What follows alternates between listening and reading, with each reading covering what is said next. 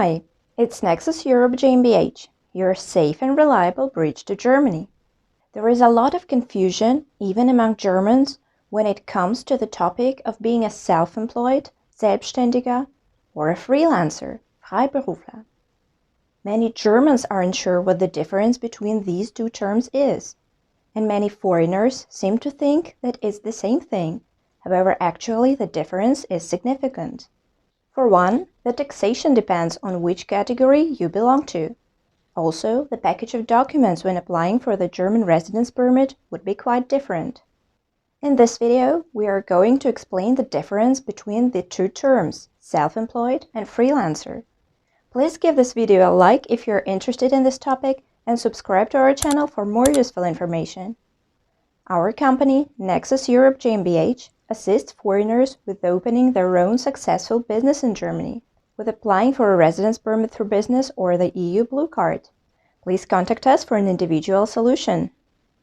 So, what do the two concepts actually mean, and what is the difference between them? A self-employed person, Selbstständiger, is a person who isn't employed in the classical sense of it and is their own boss. You may think now that a freelancer doesn't work for somebody else in the classical sense as well, and is their own boss too, and you would be right. Freelancer is a subcategory of self-employed. The term self-employed is divided into two general categories, tradespeople, Gewerbetreibende, and freelancers, Freiberufler. Usually, we understand by the word self-employed the first subcategory, tradespeople. So, freelancers are the second group, and they have their differences in several aspects. Freelancers are entrepreneurs who carry out a scientific, artistic, literary, teaching, or educational activity. According to Section 18 of the Income Tax Act, Einkommensteuergesetz, there are the so-called catalog professions, Katalogberufe, that are considered freelance professions.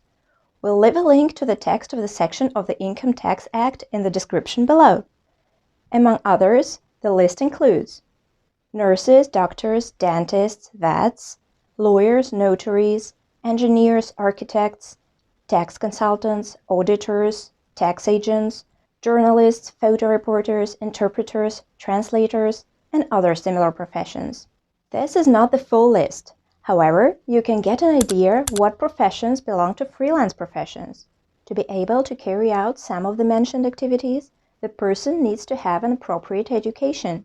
In some cases, an appropriate work experience has to be proved. So, as you can see, the first important difference is that there is an actual list of professions that a freelancer can carry out.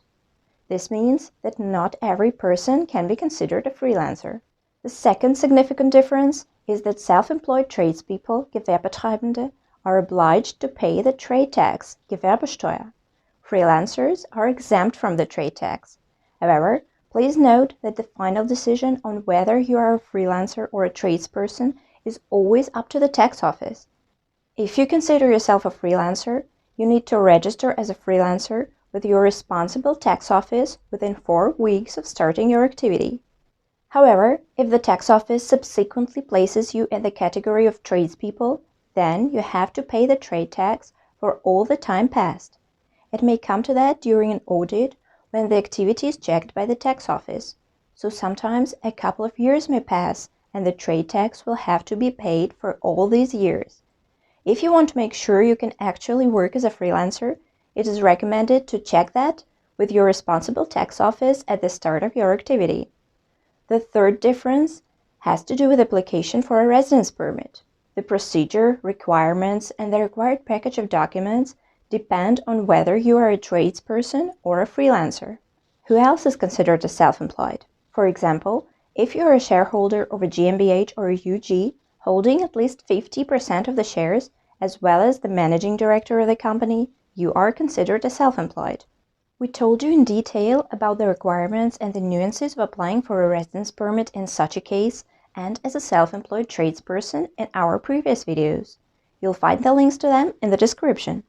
If you're interested to know about the procedure of applying for a residence permit in Germany as a freelancer, please leave a comment under this video. If we get enough comments showing our viewers are interested in this topic, we'll make a separate video about it. If you're interested in opening your own business in Germany and getting a residence permit through business, please get in touch with us. We are happy to assist foreign entrepreneurs with opening a new chapter of their business and life in Germany. Please give this video a thumbs up if you liked it, subscribe to our channel and turn the notifications on not to miss more useful videos.